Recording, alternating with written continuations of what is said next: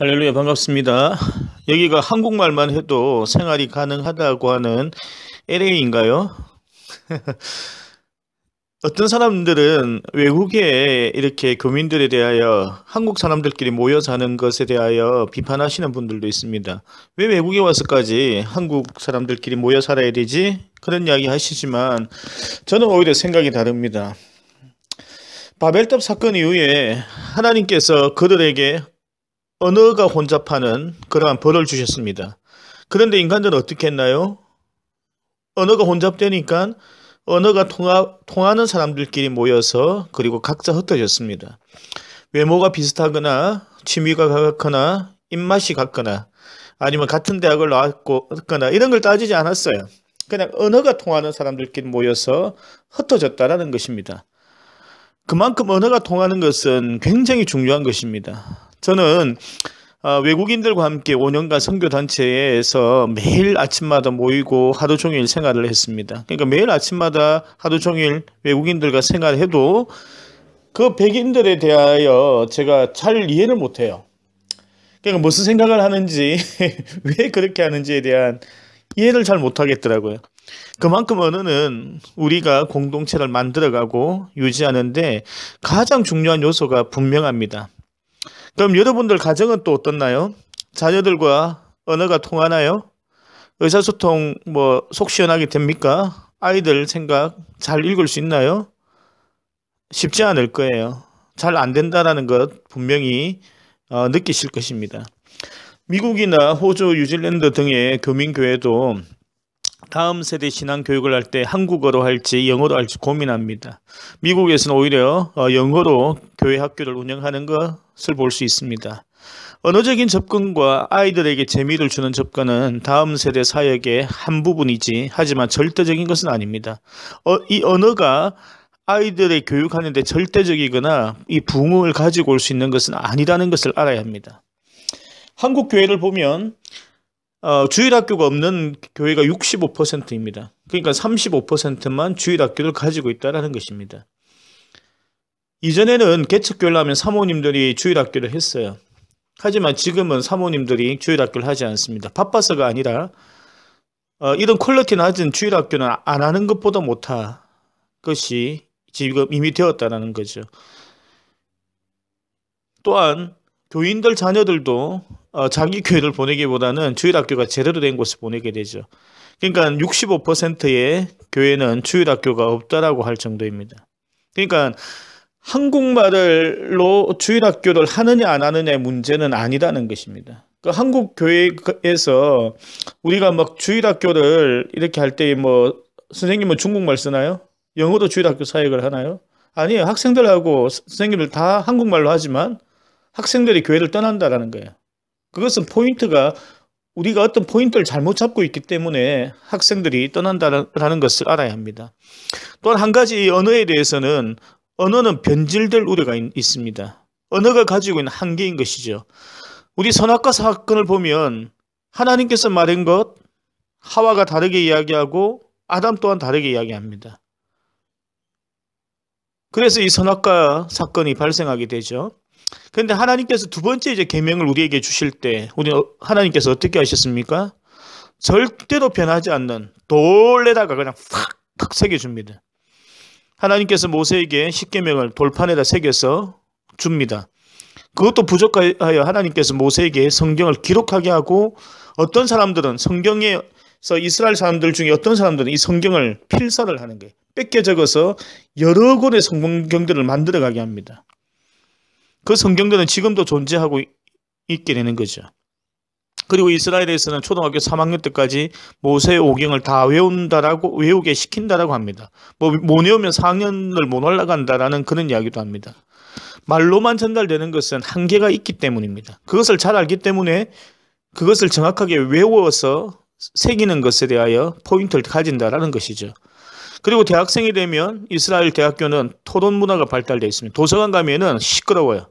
그러니까 서로가 토론하면서 자신이 알고 있는 지식과 생각이 옳은지 틀린지를 대화를 하고 토론을 해서 확인을 한다는 것입니다. 말하고 듣는 말하고 듣는 이 교육은 분명히 한계가 있음을 알아야 합니다. 특히 영상을 통하여 무엇인가를 하는 것은 굉장히 위험성이 있습니다. 우리가 설교 시간에도 영상을 보여주는데요. 그것은 일방적으로 사람들에게 주입식으로 교육을 하는 방식입니다. 그래서 영상식 교육은 사실은 옳지 않고 좋지 않다는 것을 알아야 합니다. 왜냐하면 받아들이는 것이 아니고 다른 생각으로 창의적으로 딴 생각을 할 수 있기 때문입니다. 여러분, 그리고 학원 교육과 학교 교육의 차이를 생각해 본 적이 있습니까? 학원 다니는 애들이 학교만 다니는 아이들에 비해서 훨씬 성적이 좋죠. 근데 아이러니하게도 학교 선생님들은 학원 선생님들보다 고등학교 때 엄청나게 공부를 잘했습니다. 공부 잘하는 사람들만 사범대학교 교육대학을 가지요.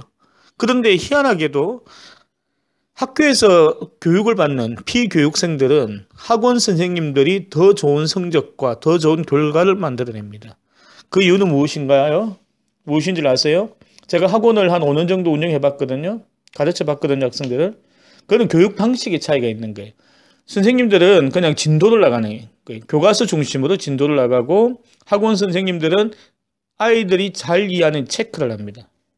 수시로 시험을 치거나 테스트를 해서 이 아이가 잘 이해하고 있는지, 이해하고 있으면 그 다음 단계를 가기 때문에 거의 대부분의 아이들이 80%, 90%를 이해를 하고 할 수 있는 능력을 가지고 그 다음 단계를 가는 거예요. 그러니까 당연히 학원에서는 좋은 성적이 나는 것이죠. 그래서 일방적인 통행을 하는 그 교육은 절대로 좋은 결과를 만들어낼 수 없다는 것을 알아야 합니다.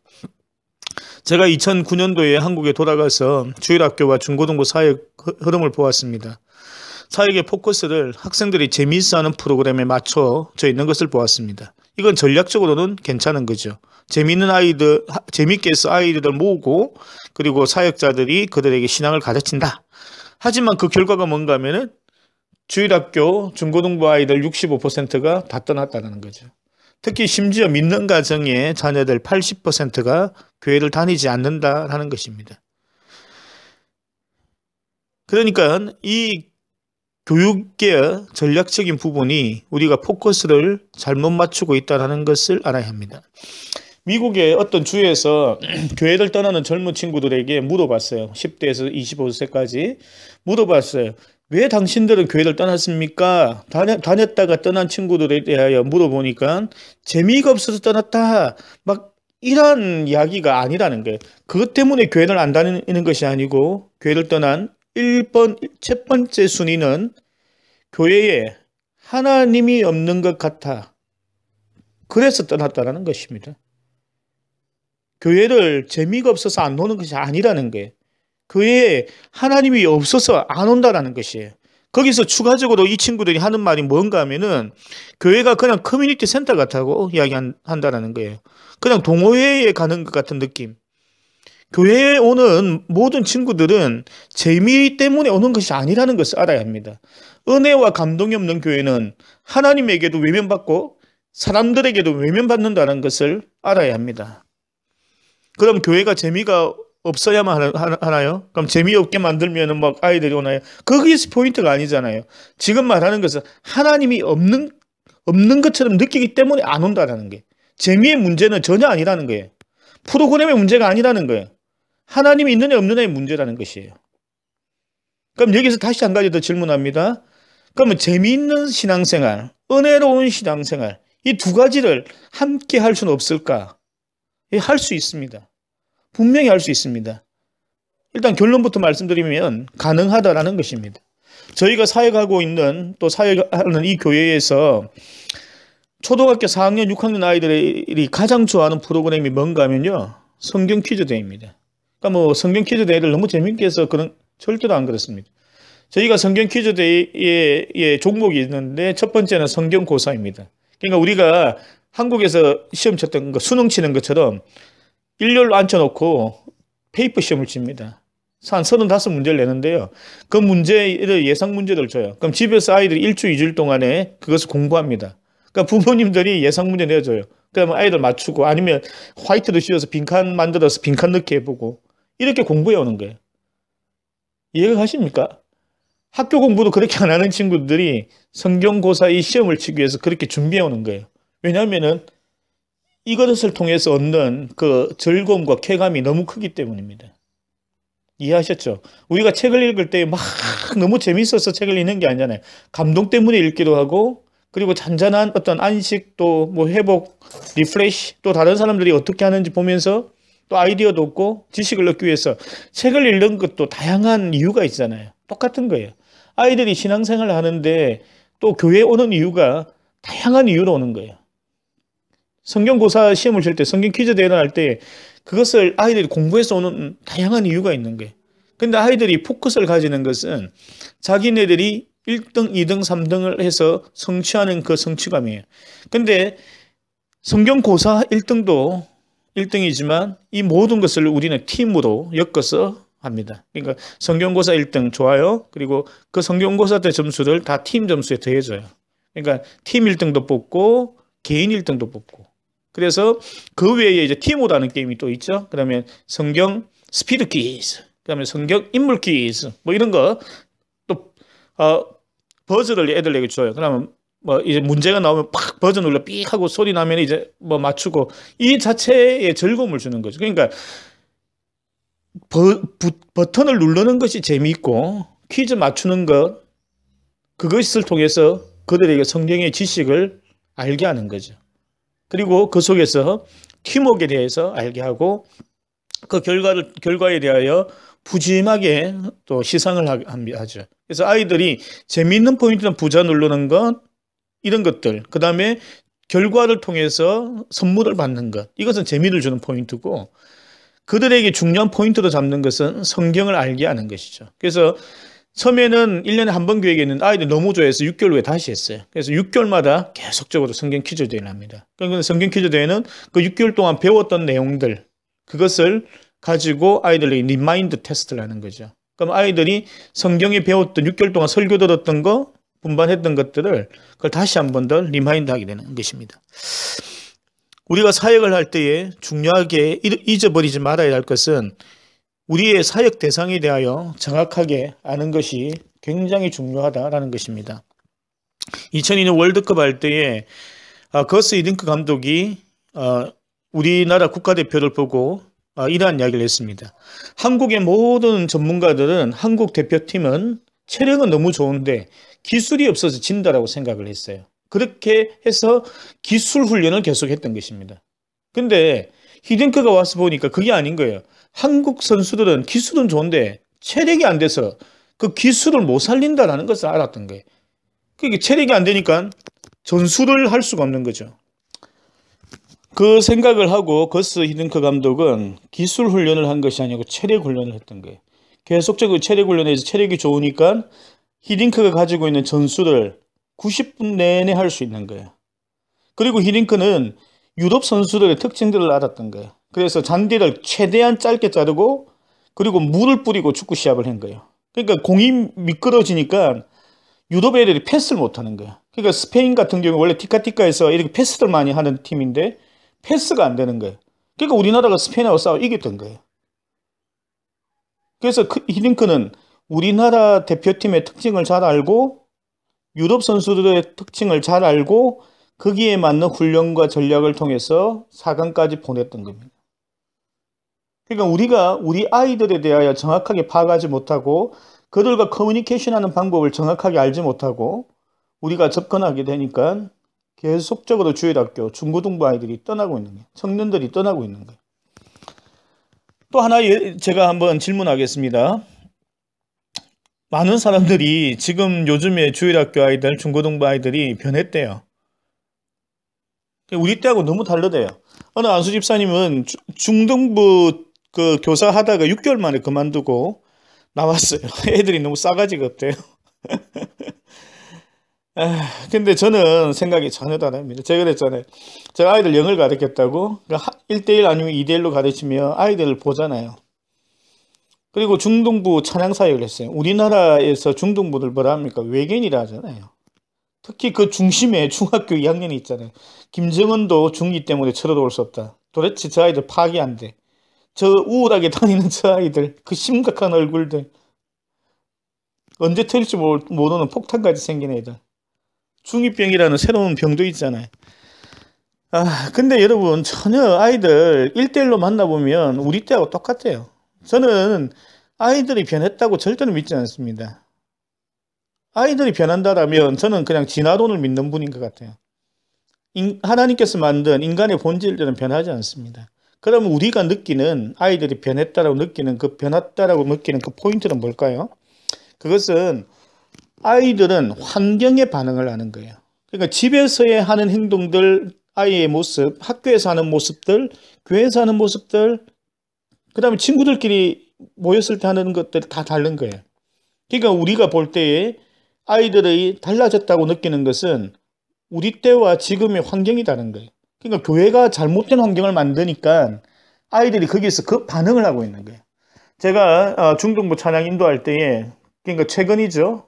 최근에 이제 몇 년 전에 이제 찬양 인도할 때에 중등부 아이들이 한 500명 모여요. 그러니까 부산에서 중등부로는 거의 최고 큰 교회예요. 그 찬양 인도하는데 처음에 이제 한 달 정도 찬양하니까 아이들 뭐 전부 머리를 숙이고 있는 거예요. 그래서 제가 아이들한테 1대1로 만날 때 물어봤어. 너 왜 머리 숙이고 있니? 하니까 머리 들어서 선배랑 눈 마주치면 안 된대요. 그러니까 학교에서도 눈 마주치면 안 되는데 그 교회 오니까 그 습관이 배어 있는 거예요. 근데 그 담당하는 목사님이 잘못하신 것이 학교별로 앉혀놓은 거예요, 그걸.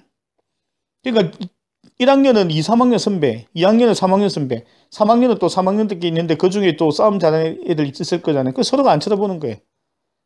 그러니까 같이 앉아있으니까 안 되는 거예요. 그래서 제가 11월 달부터 사냥을 시작했는데 11월, 12월 지나고 1월 달부터는 학교별로 앉지 않고 조별로 앉힌 거예요. 그러니까 조별로 앉는 거는 각자 같은 학년들끼리 조가 되어 있으니까 같은 학년들끼리 학교가 섞여서 앉는 거예요. 그때부터 아이들이 찬양을 시작하는 거예요. 그리고 수련회를 했거든요. 1월 달에 수련회 할 때에 수련회 끝나고 나서 그 담당하는 그 부장 집사님 하시는 말씀이 중등부 아이들이 뛰면서 찬양하는 걸 처음 봤대요, 자기는. 제가 찬양 인도했다 했잖아요. 그러니까 아이들 50% 이상이 뛰면서 찬양하는 것 보면서 자기 깜짝 놀란 거예요. 아니, 어떻게 저렇게 하지? 그러니까 수련회 때는 상황이 다른 거예요. 분위기가 달랐던 거예요. 교회에서는 신앙 없는 선배들도 와서 앉아서 이렇게 분위기가 그런데 수련회는 그래도 좀 구분된 애들이 갔잖아요. 한 350명 정도만 갔으니까. 그 아이들끼리 있으니까 몇 명이 하니까 같이 움직이게 반응을 하는 거예요. 환경이 아이들을 바꾸는 거예요. 그래서 청소년 사역을 할 때에, 우리 주일학교 사역을 할 때에 가장 중요한 포인트는 언어가 아니고 아이들의 신앙의 환경을 바꿔야 하는 거예요. 이제 이 전략적인 부분은 또 다음에 이야기하겠지만, 그래서 우리는 우리가 사역하는 그 대상에 대하여 정확하게 파악하는 것, 그것이 중요하다는 것이에요. 또한 중요한 것은 이 교회 사역의 목적이 무엇인지에 대하여 우리가 정확하게 알아야 하는 것입니다. 우리가 교회 사역을 하는 것이 무엇입니까? 재미를 주는 건가요? 그것이 아니죠. 하나님의 말씀을 가르치고 하나님의 백성처럼 살아가는 것이에요.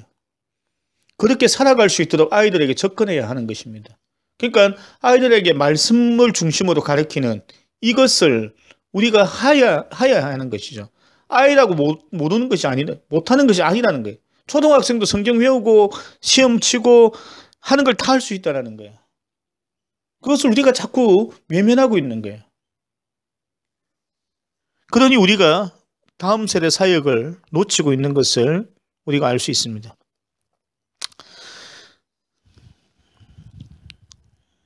또한 우리가 한 가지 생각해야 돼, 세 번째로 생각할 것은 우리가 다음 세대 사역할 때 트렌드를 따라가야 된다는 이 착각에 빠져 있어요.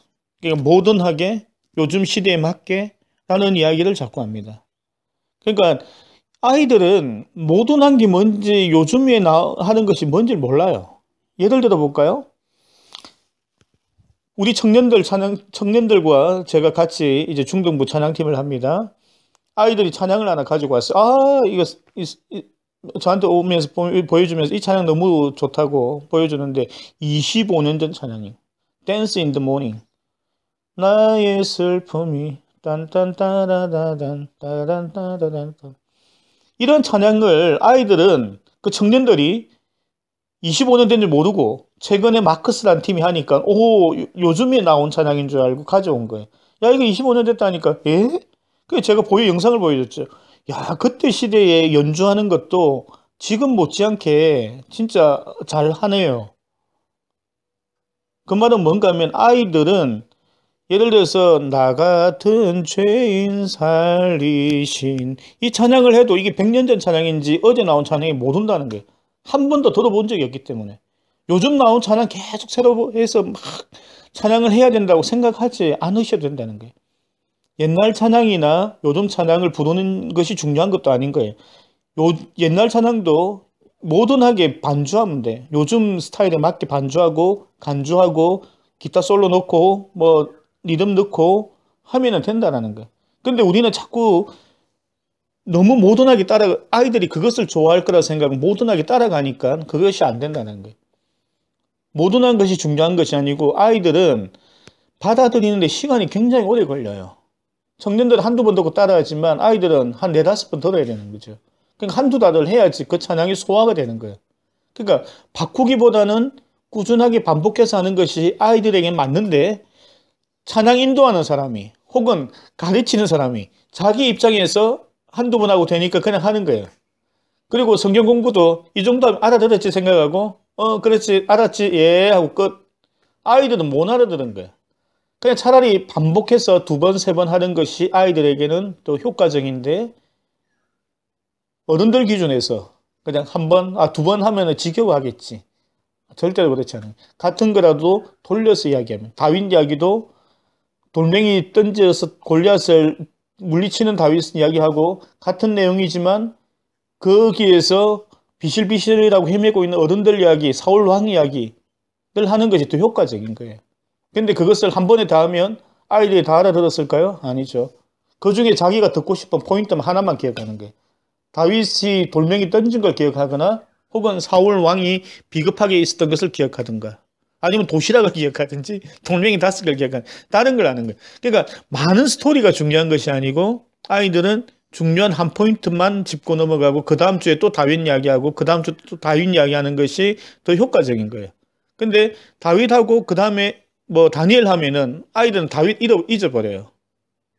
이러한 포인트들을 우리가 놓치고 있는 거예요. 그래서 모던하게 트렌디하게 가는 것이 주일학교 사역에 좋으냐? 절대로 그렇지 않습니다. 교회 사역의 포인트는 하나님의 말씀을 가르치고 그 말씀대로 살아가는 하나님의 백성을 기르는 것이 목표인 것이죠. 그러면 그것을 이루기 위하여 재미도 있어야 되고 그리고 교육적이어야 되고 그리고 꾸준하여야 하고 반복적이어야 한다는 거죠. 재미에 대해서 한 가지 이야기해 볼게요. 예배는 그냥 예배일 뿐입니다. 저는 재미를 주기 위하여 재미있는 것은 예배 밖으로 다 뺐어요. 이런 거죠. 아이들이 예배를 늦게 오기 때문에 제가 프리월십 게임을 준비했어요. 그러니까 예배 전에 일찍 오는 아이들에게 선물을 주고 과자를 주는 프로그램을 만든 거죠.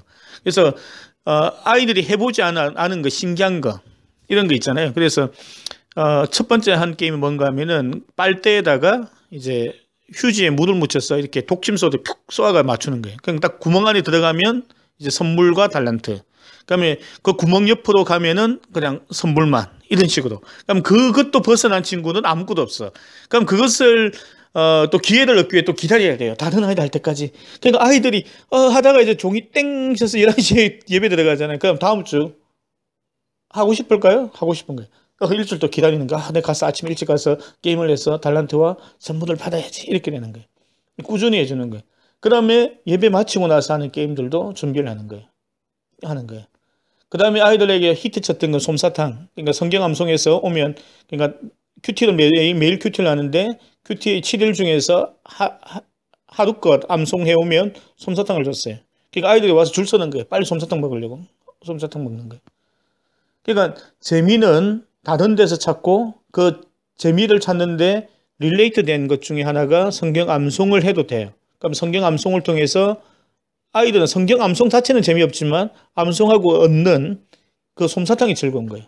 또 다른 게임을 통해서 뭐 축구 뭐 게임들 여러 가지 뭐 동전치기 뭐 이런 뭐 아니면 그 뭐죠 뭐 알까기 이런 것 통해서 재미있어 하면 되는 거예요. 그러니까 그 모든 것이 교회 안에 다 들어올 수 있는 게 신앙적인 교육, 재미, 즐거움, 도전, 배움 다 같이 교회 안에 존재할 수 있다는 것입니다. 그래서 우리 교사들이나 사역자들, 부모님들이 좀 더 확장해서 생각하고 좀 더 뭐랄까 이렇게 다양한 것을 할 수 있는 능력을 가지는 것이 중요하다라고 생각합니다. 말씀을 정리합니다. 하나님께서 우리에게 10계명을 주시면서 이 말씀들을 가르쳐 지키게 하셨어요. 또한 예수님께서도 성천하실 때에 하나님 말씀을 가르쳐 지키게 하라고 말씀하셨습니다. 그러니까 우리가 이 땅에 있으면 역할은 많은 사람들에게 하나님의 말씀을 전하는 것입니다. 그 말씀을 전할 때에 우리가 먼저 알아야 할 것은 하나님 말씀에 대한 것을 우리가 먼저 확실히 가지고 있고 우리가 무엇을 해야 될지 그 목적에 대해 정확하게 아는 것입니다. 그리고 나서 그것을 듣는 그 대상자, 그 아이들이 어떤 존재인지 어떠한 상태인지 어떻게 접근해야 될지 파악을 해야 되는 거죠. 그렇게 접근을 하게 되면 이것은 좋은 결과가 있다는 거예요.